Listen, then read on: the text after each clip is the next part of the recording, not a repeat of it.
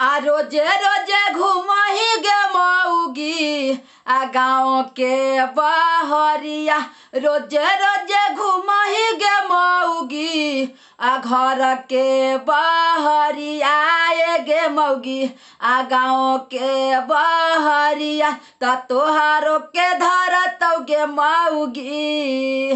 त तोहारो के धरतौ गे मौगी।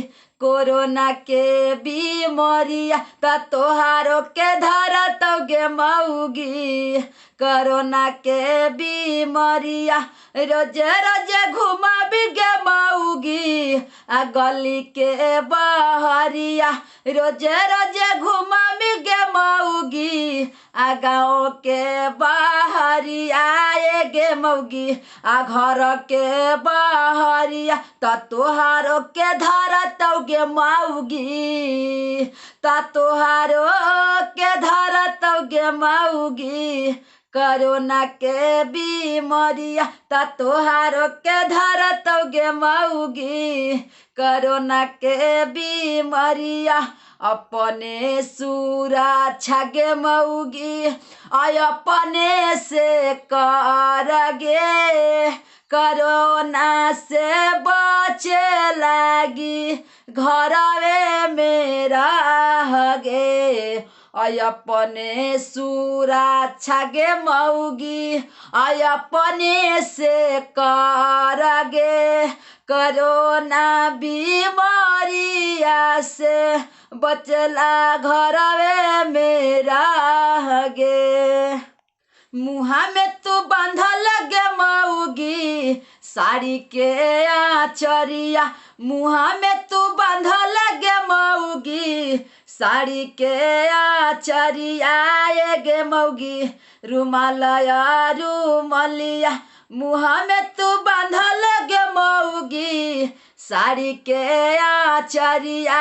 ए गे मौगी आ मास्क रुमलिया ना त तोरा धरतौ गे मौगी। आ ना त तोरा धरतौ गे मौगी।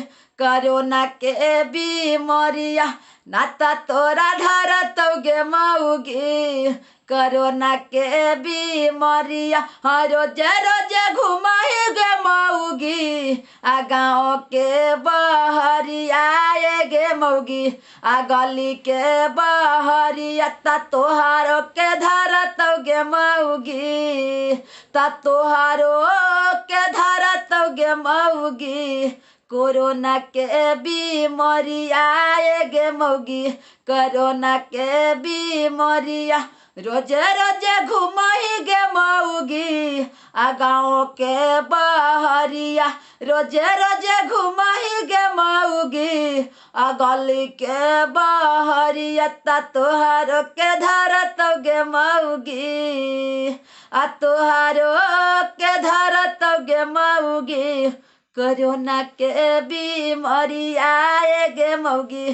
कोरोना के बीमारिया। सबके प्रणाम नमस्कार। हम ओम प्रकाश अकेला और बिडरवा के पापा और आप सबसे रिक्वेस्ट है दोनों हाथ जोड़ के विनती है कि आप लोग घर में रहें।